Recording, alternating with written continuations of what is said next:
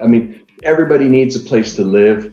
There's a housing crisis in America. We need more houses. We need more places for people to live. We need better places for people to live. So I really like investing in multifamily. I really enjoy that space. Welcome to the Power of Passive Income and How to Retire Rich with your host, Vijay Patel. Get your financial advice straight from the experts and learn how to take your first steps towards financial freedom. If you're ready to retire rich, then listen up. No, I talked about I like pref payments, but I also like reasonableness. So for example, a normal pref payment is anywhere from, let's say, 6 to 8%. Yes. There was a deal that I had a friend was raising money for, and they kept saying, Trevor, the pref's 12. And I said, I've looked at this. They're never going to be able to pay 12 until sale. So the GP team's never going to make any money.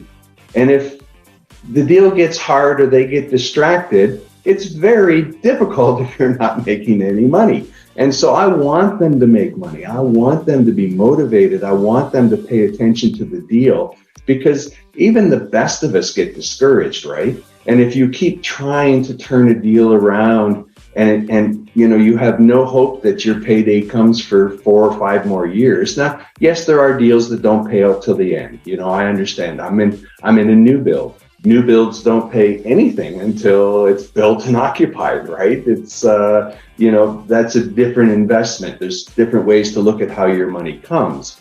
And you need to make sure as an investor that you're understanding that when your money's going to come. And they often explain it. But if you look at some of the performers and then you'll see a 7 pref, you'll see many deals don't catch up to that pref till close to year 2. And it's just the way the numbers work.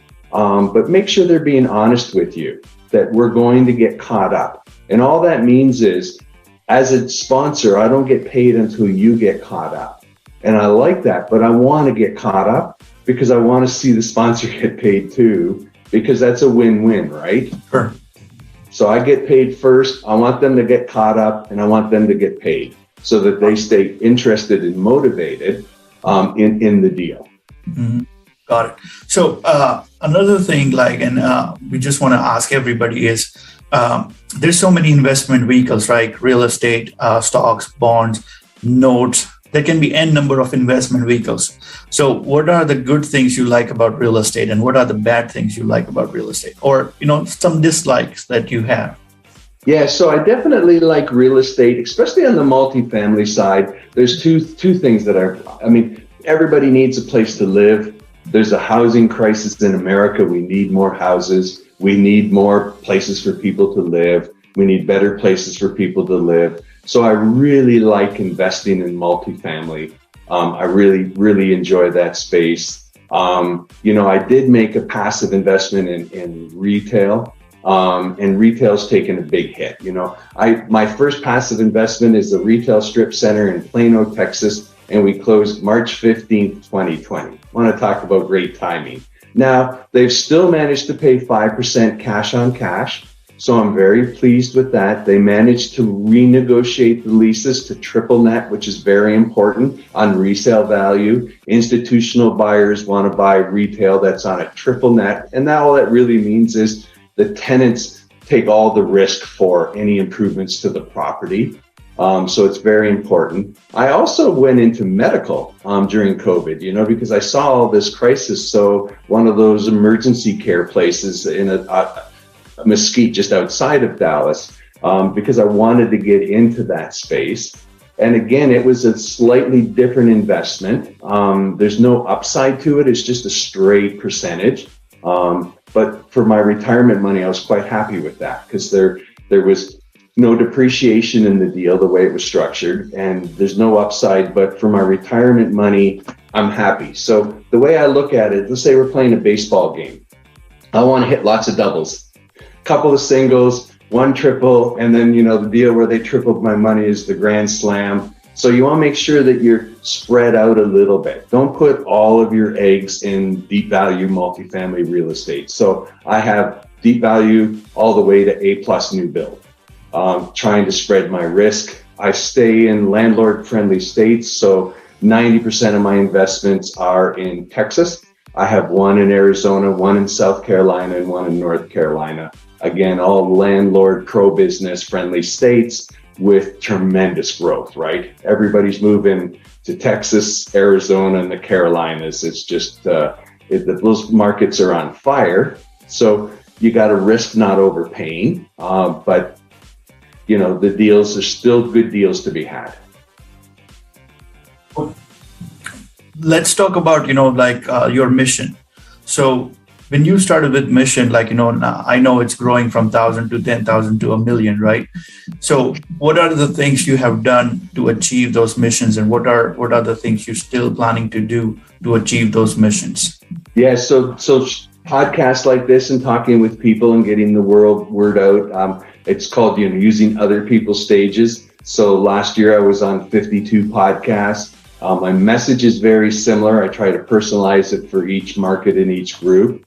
I also created a YouTube channel with a lot of educational. So I recommend books. You talked about Rich Dad, Poor Dad. There's another great book by James Kamasami called Passive Investing. Every new investor should read that. And then if you're going to switch to active, every new active person should read Joe Fairless' Best Ever Real Estate Syndication book. It's a great book. I have podcasts that just talk about real estate terms. I don't learn by reading. I'm not a reader. I learn by listening. So I basically just took what people were sending me in PDFs, reorganized it, and said, okay, let's talk about these real estate terms a way to help you understand it. So I try to break it down in simpler terms. I made an interesting video. It compares passive investment to going on an airplane ride. Okay, and what the components. So as a passive investor, you're buying a ticket on a journey. Okay, so you buy a ticket, so you look at the airlines, lots of regulations in the US, so all the airlines are pretty good. You buy your ticket, and when you get there, there's somebody responsible for all the different elements. So the pilot is the asset manager. He's the person in charge.